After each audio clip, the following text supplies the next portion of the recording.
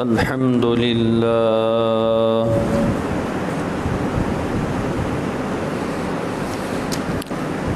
الحمد لله وحده والصلاة والسلام على من لا نبي بعده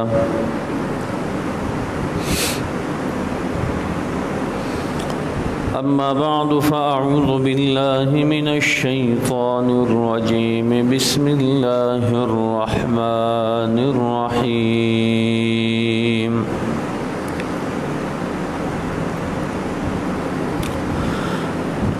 قل إن صلاتي ونسكي ومحياي ومماتي لله رب العالمين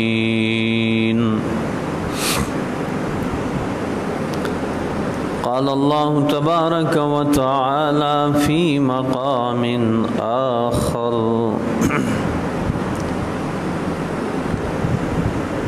فصل لربك وانحر صدق الله وصدق رسوله النبي الكريم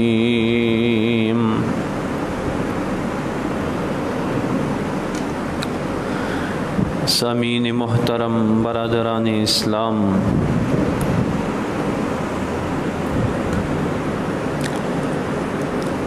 عید الاضحیٰ کی آمد ہے۔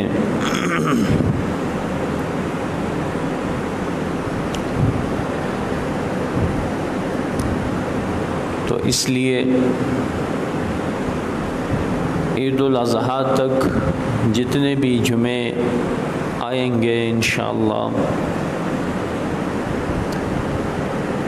ترتیب سے انشاءاللہ قربانی کے فضائل، مسائل اور احکامات بیان ہوں گے۔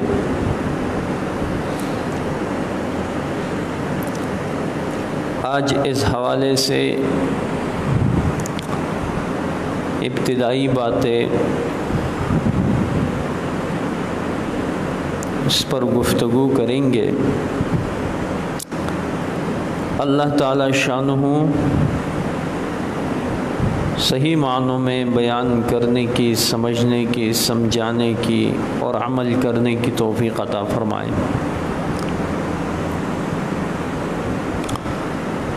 آج کی گفتگو کا عنوان ہوگا قربانی کی فضیلت اور قربانی کی تاریخ اور قربانی کی حقیقت۔ یہ تین باتیں آج کی گفتگو کا عنوان ہے۔ سب سے پہلے فضیلت پر بات کرتے ہیں۔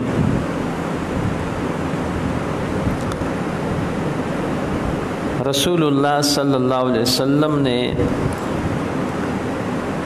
قربانی کے فضائل پر جو ارشادات فرمائے ہیں ان میں سے چند احادیث آپ کے سامنے بیان کرنا چاہتا ہوں۔ پہلی حدیث اس حوالے سے بخاری شریف کی روایت ہے۔ عبداللہ ابن عباس رضی اللہ عنہما کی روایت ہے۔ قال قال رسول اللہ صلی اللہ علیہ وسلم ما من ایام العمل الصالح فیہن احب الی اللہ من هذه الایام العشرہ۔ اللہ کے نزدیک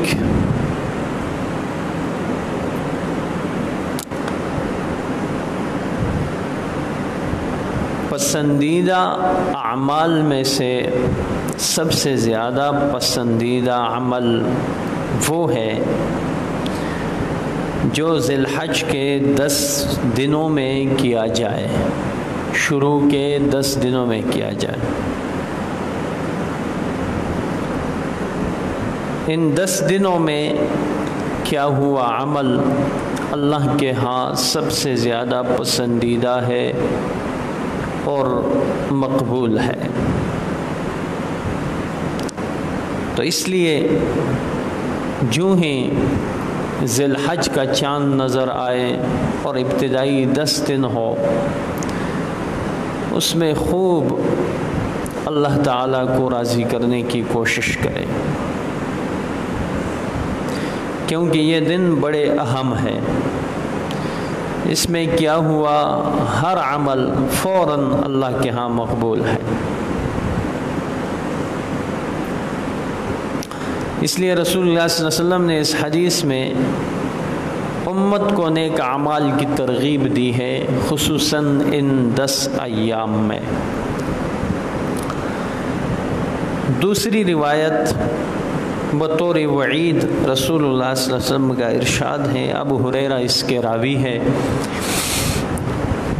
ان رسول اللہ صلی اللہ علیہ وسلم قال من كان له ساعة ولم يضحي فلا يقربن مصلانا۔ نبی علیہ الصلوۃ نے ارشاد فرمایا، جس کی طاقت ہو قربانی کرنے کی اور وہ مالی لحاظ سے برابر ہو، قربانی کر سکتا ہو اور قربانی اس پر واجب بھی ہو، پھر بھی وہ قربانی نہ کرے، فرمایا نبی علیہ السلام نے کہ ایسا شخص ہمارے عیدگاہ کے قریب بھی نہ آئے، اس کو عیدگاہ آنے کی اجازت نہیں ہے، یعنی اس کا نماز پڑھنا، عید کی نماز پڑھنا کوئی فائدہ نہیں ہے، کیونکہ اس پر جو ذمہ داری ہے اللہ کی طرف سے وہ پورا نہیں کر رہا۔ تو اس میں وعید ہے۔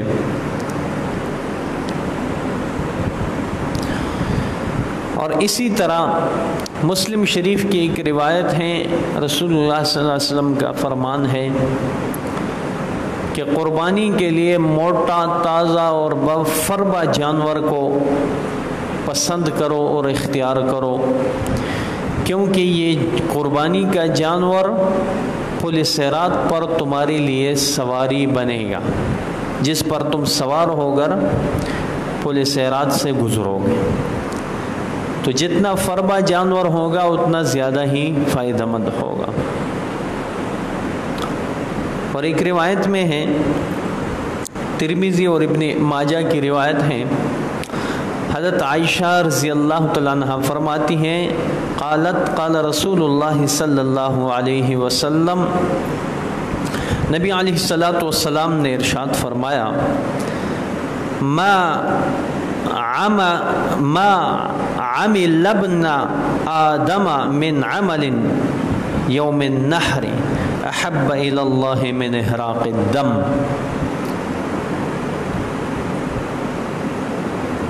رسول اللہ صلی اللہ علیہ وسلم نے فرمایا کہ ابن آدم کا کوئی بھی عمل عید کے دن، عید الاضحیٰ کے دن، احراق الدم سے زیادہ پسندیدہ اور اہم نہیں ہو سکتا۔ یعنی عید کے دن قربانی کرنا، جانور کا خون بہانا، یہ اللہ کے ہاں سب سے پسندیدہ عمل ہے۔ جتنی زیادہ قربانی کر سکتے ہو کرو، اللہ نے جتنی توفیق دی ہے۔ رسول اللہ صلی اللہ علیہ وسلم نے مدینہ منورہ میں 10 سال قیام فرمایا، ہر سال قربانی کیا کرتے تھے اور بڑے اہتمام سے کیا کرتے تھے، اور جانور کو دیکھتے تھے، پالتے تھے، پسند فرماتے تھے، خوبصورت جانور کا انتخاب فرماتے۔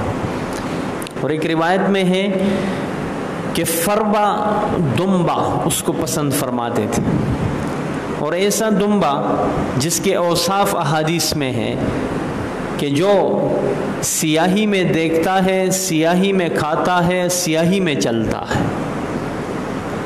سیاہی میں دیکھنے کا مطلب یہ ہے کہ اس کی آنکھوں کے گرد سیاہ حلقہ ہو. سیاہی میں کھانے کا مطلب ہے جس کے منہ کے گرد سیاہ حلقہ ہو. اور سیاہی میں چلنے کا مطلب ہے جس کے پاؤں سیاہ ہو. یہ خوبصورتی کی علامت ہے. جتنا خوبصورت جانور ہوگا اتنا ہی پسندیدہ ہوگا. یعنی اپنے لیے جانور فربا بھی دیکھو، خوبصورت بھی دیکھو، اور اس کو پالو، اس کے ساتھ محبت کرو، اس کو مانوس کرو، اس کو خوب کھلاؤ پھلاؤ اور خوشی کے ساتھ کھلاؤ، ثواب کی نیت سے کھلاؤ. اس لیے کہ یہ شعائر اللہ میں سے ہیں. وَمَن يُعَظِّمْ شَعَائِرَ اللَّهِ فَإِنَّهَا مِن تَقْوَى الْقُلُوبِ.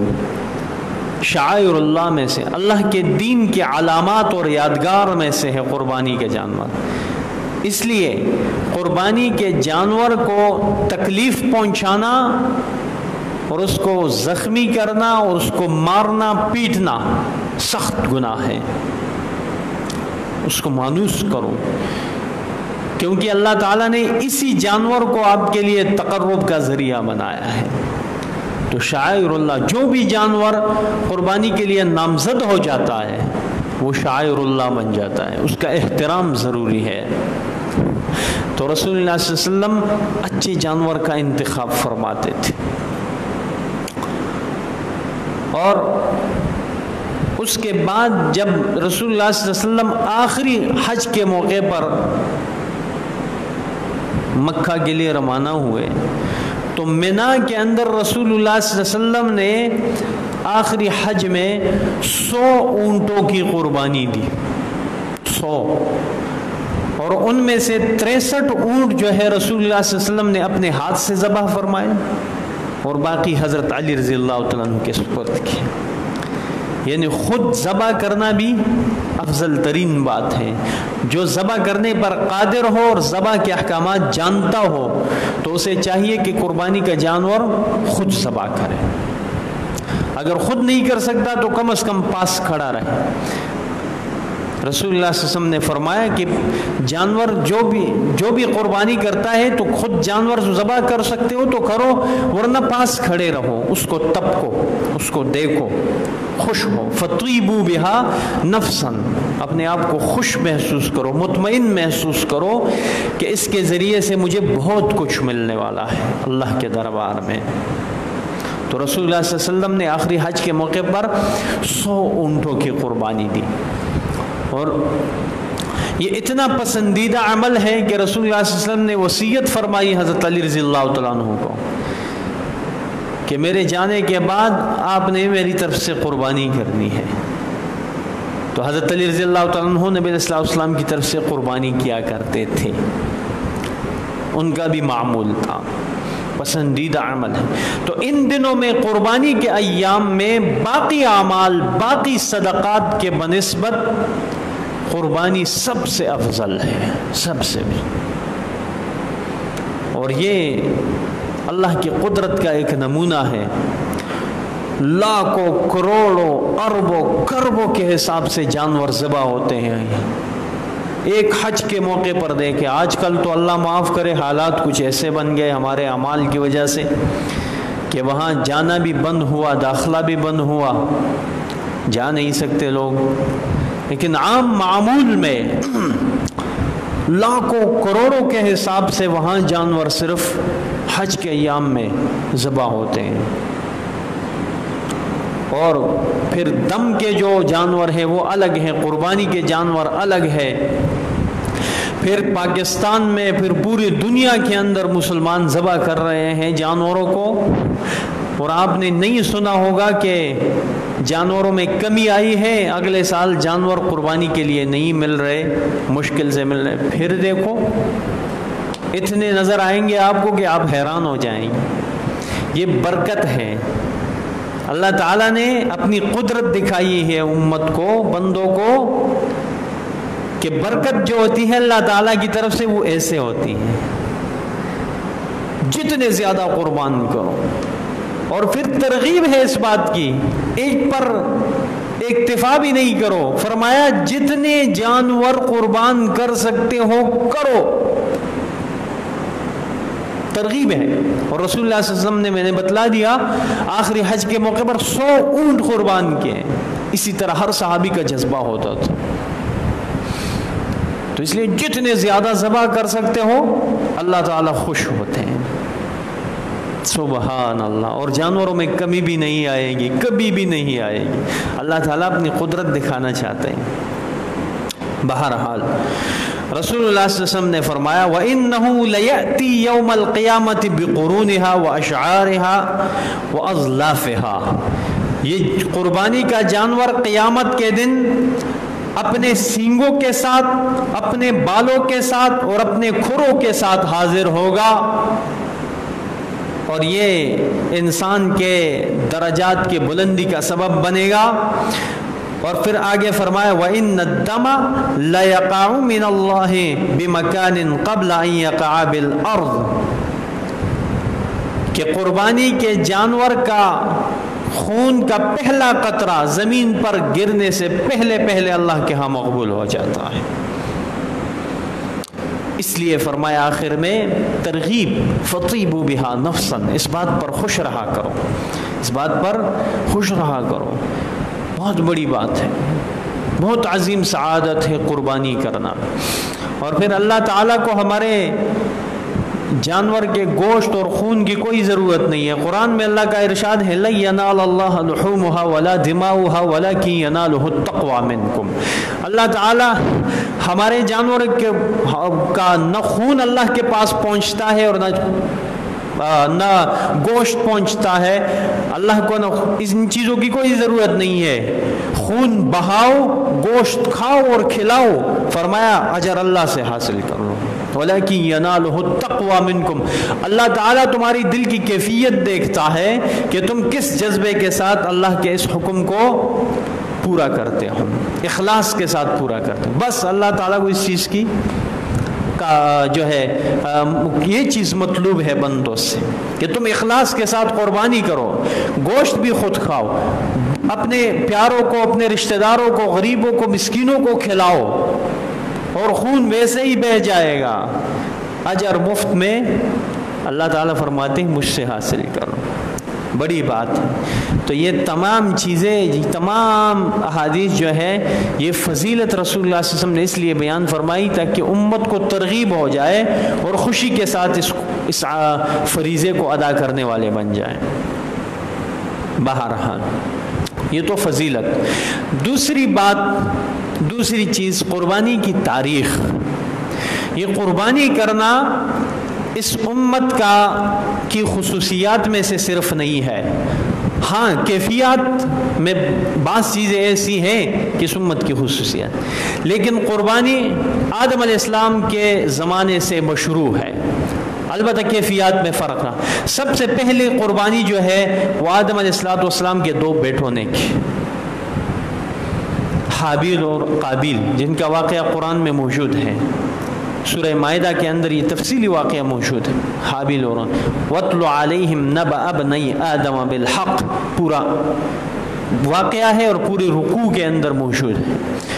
حابیل اور قابیل، اس کے تفصیلات میں جانا نہیں چاہتا، اتنا وقت نہیں ہے وہ قصہ واقعہ میں بیان کروں، لیکن سب سے پہلے قربانی جو کی ہے وہ آدم علیہ السلام کے 2 بیٹوں نے کی ہے۔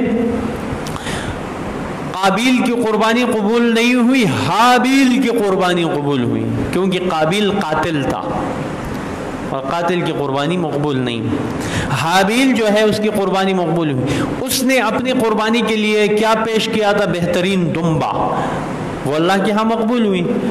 اور قابیل نے، وہ چونکہ زمیندار اور کاشتکار تھا، وہ اپنے فصلوں میں سے کچھ غلہ نکال کے وہ قربانی کے لیے اس نے پیش کیا، اس کی قربانی مقبول نہیں ہوئی۔ اور قربانی مقبول ہونے کی صورت کیا تھی؟ وہ صورت یہ تھی کہ آسمان سے آگ آتی اور جس کی قربانی مقبول ہوتی اس قربانی کو جلا دیتی، یہ مقبول ہونے کی علامت ہوتی۔ تو جو بھی قربانی پیش کرتا تھا اللہ کے لیے وہ اپنی قربانی میدان میں رکھتا اور اس انتظار میں ہوتا کہ میری قربانی قبول ہوتی ہے یا نہیں. چنانچہ لوگوں کے سامنے آسمان سے آگ آتی، جس کی قربانی قبول ہوتی اس کو کھا جاتی، اس کو جلا دیتی. وہ سمجھتا کہ اس کی قربانی قبول ہو گئی، جس کی نہ ہوتی تو اس کی قربانی جو کہ تو پڑی رہتی تھی. تو اس لیے حابیل کی قربانی کی قبولیت کی یہی صورت آئی، آسمان سے آگے اس کی قربانی قبول. اس سے معلوم ہوا کہ قربانی آدم علیہ السلام کے زمانے سے مشروع ہے، اور یہی حکم مال غنیمت کا بھی ہوتا تھا. مال غنیمت جو مسلمان کفار سے مال حاصل کرتے وہ بھی اسی طرح میدان میں رکھتے، آسمان سے آگ آتی اس کو کھا جاتی. اگر آگ آتی تو وہ اس غزوے کی مقبولیت کی نشانی سمجھی جاتی تھی، اگر نہ آتی تو لوگ سمجھ جاتے کہ یہ غزوہ اور یہ جہاد اللہ کے ہاں مقبول نہیں ہوئی. مال غنیمت کی بھی ہے. اس لیے رسول اللہ صلی اللہ علیہ وسلم نے ایک موقع پر اپنے خصوصیات امت کو بتلائی، جس میں فرمایا احلت لی الغنائم، اللہ تعالیٰ نے میرے لیے غنیمت حلال کر دی ہے. اب غنیمتوں کا حکم یہ ہے کہ یہ صورت نہیں ہے کہ تم میدان میں رکھو اور آسمان سے آگ آنے کی انتظار کرو، بلکہ جو غنیمت حاصل ہو جائے اس کو مجاہدین میں تقسیم کر لو، اس کو اپنے کام میں لاؤ اور مفت میں ثواب بھی حاصل کر لو. یہ رسول اللہ صلی اللہ علیہ وسلم کی خصوصیت ہے، اس امت کی خصوصیت. قربانی کی بھی یہی کیفیت. اس امت کے لیے اللہ تعالیٰ نے یہ تحفہ دیا کہ قربانی کرو اور ذلت اور رسوائی سے بھی بچو. کیوں؟ کیسے ذلت رسوائی؟ اگر ہم بالفرض قربانی کرتے اور اللہ کے ہاں ہماری قربانی قبول نہ ہوتی اور ہم میدان میں رکھتے اور آسمان سے آگ نہ آتی اور قربانی قبول نہ ہوتی تو ہم لوگوں کو کیا منہ دکھاتے؟ ہر کوئی کہتا بھائی یہ دیکھو اس کی قربانی مقبول نہیں، اس کی قربانی مقبول نہیں. ذلت اور رسوائی ہوتی تھی نا. اس لیے اللہ تعالیٰ نے اس امت کو ذلت اور رسوائی سے بھی بچایا اور قربانی کے گوشت کھانے کا حکم دیا کہ اس کو کام میں لاؤ، ضائع نہ کرو. یہ خصوصیت ہے اس امت کی. اور یہی وجہ ہے کہ یہودی مدینہ نے رسول اللہ صلی اللہ علیہ وسلم پر جو اعتراضات کیے ان میں ایک اعتراض یہ بھی تھا کہ آپ کیسے رسول ہیں؟ یہ کیسے ہو سکتا ہے؟ ہمارے کتابوں میں تو قربانی کی مقبولیت کی یہ نشانی تھی کہ آسمان سے آگ آتی اس کو کھا جاتی، اور آپ تو قربانی کا گوشت خشک کھاتے ہو کھلاتے ہو، اس لیے ہم آپ پر ایمان نہیں لاتے. قرآن میں یہ واقعہ موجود ہے. الذین قالوا ان اللہ عہد الینا اللہ نؤمن لرسول حتی یأتینا بقربان تأکلہ النار. ہم اس وقت تک آپ پر ایمان نہیں لا سکتے، یہ اللہ تعالیٰ نے ہمیں حکم دیا ہے.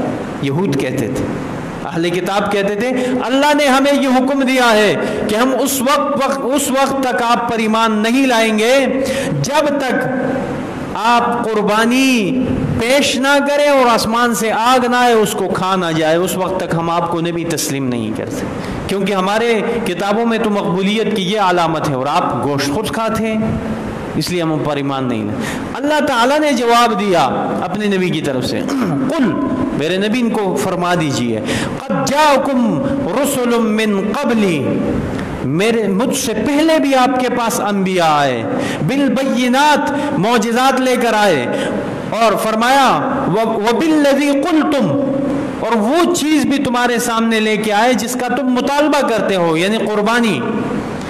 یہی صورت قربانی کی پہلے انبیاء تمہارے سامنے پیش کر چکے ہیں. فرمایا فَلِمَ قَتَلْتُمُوهُمْ، تم نے تو ان پر ایمان لانا تو بڑی بات ہے، ان کو قتل کیوں کیا؟ آپ نے تو اپنے انبیاء کو قتل کیا ہے اور رسول اللہ صلی اللہ علیہ وسلم سے یہ مطالبہ کرتے ہو. تم نے اپنے رسولوں کی کون سی بات مانی ہے؟ یہی صورت قربانی کو تو وہ لوگ بھی پیش کر چکے ہیں آپ کے سامنے، آپ نے تو وہ بھی نہیں مانا. صرف نہیں مانا نہیں بلکہ قتل سے بھی دریغ نہیں کیا. آج کس منہ سے یہ مطالبہ کر رہے ہو؟ اللہ تعالیٰ نے جواب دیا. بہرحال قربانی اس زمانے میں ایسے ہوتی تھی کہ آسمان سے آگ آتی، ہر کوئی انتظار کرتا اس بات کا کہ میری قربانی مقبول ہو جائے اور آسمان سے آگ آئے اور اس کو کھا جائے، تاکہ میں مطمئن ہو جاؤں کہ میری قربانی مقبول ہے۔ لیکن اس امت کے لیے اللہ تعالیٰ نے یہ آسانی پیدا کر دی، فرمایا کہ قربانی کرو، خوب فربا جانور، بہترین جانور کی قربانی کرو، اچھے جانور کا انتخاب کرو، اس کو پالو، اس کا خیال رکھو، اس کو کھلاؤ پلاؤ اور اس کے ساتھ محبت کرو، اس کو مانوس کرو اپنے ساتھ، اور پھر عید کے دن، عید الاضحیٰ کے دن اللہ کے لیے قربان کر دو، گوشت خود کھاؤ، رشتہ داروں کو کھلاؤ، خون بہاؤ اور اجر مفت میں اللہ تعالیٰ سے حاصل کرو۔ سبحان اللہ، یہ اس امت کی خصوصیت ہے۔ بہرحال اس سے معلوم ہوا کہ قربانی کی تاریخ آدم علیہ السلام کے زمانے سے ہے، کیفیات میں ضرور فرق رہا، جس طرح باقی عبادات کیفیات میں نماز بھی آدم علیہ السلام کے زمانے سے مشروع ہے، لیکن کیفیات میں ضرور فرق رہا، اسی طرح یہ قربانی بھی ہے۔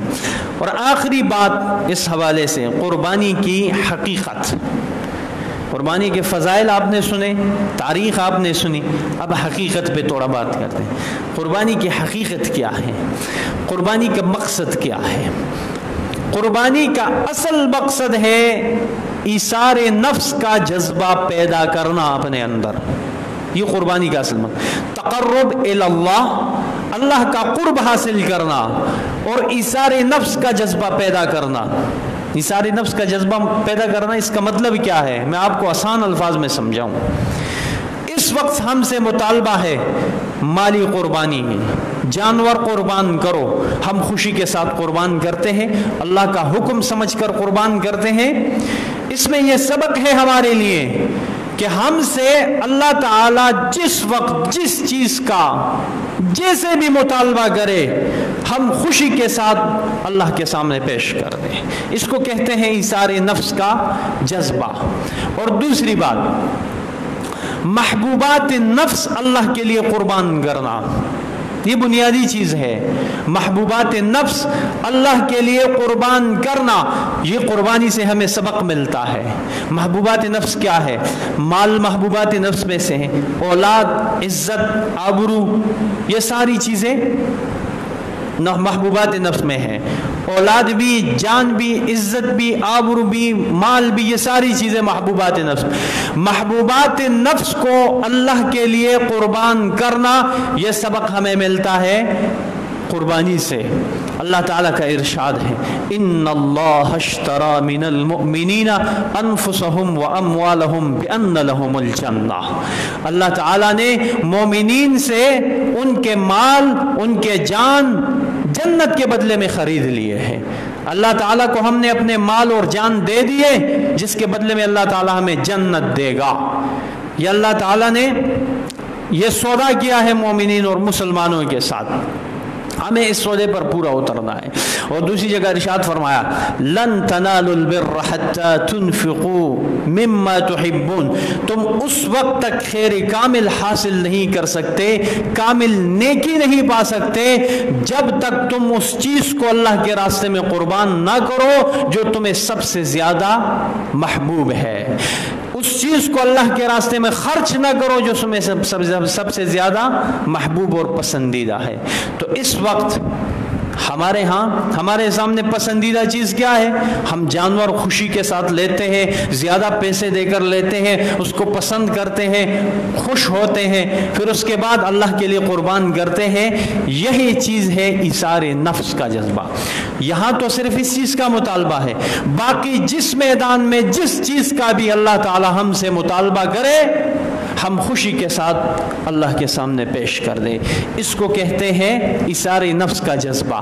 تو قربانی صرف یہ عمل نہیں ہے، قربانی کی اور خون بہایا، کھلایا اور کھایا اور بس بات ختم، یہ نہیں، اس سے کچھ سیکھنا ہے، کچھ سبق حاصل کرنا ہے، کیونکہ اللہ کے پاس ہمارے گوشت اور ان چیزوں کا پہنچنا، اللہ تعالیٰ کو اس چیزوں کی ضرورت نہیں ہے۔ تقوی کی بات ہے، کس خلوص سے ہم یہ حکم اللہ تعالیٰ کا پورا کرتے ہیں۔ بہرحال اللہ تعالیٰ ہماری قربانیوں کو اللہ اپنی دربار میں مقبول فرمائے اور ہمیں توفیق دے کہ ہم اس حوالے سے بہترین جانور کا انتخاب کر سکیں اور اللہ کے لیے پیش کر سکیں۔ اگلے جمعے انشاءاللہ قربانی کے کچھ مسائل، کچھ احکامات بیان ہوں گے۔ اللہ تعالی شانہ عمل کی توفیق عطا فرمائے۔ آخر دعوانا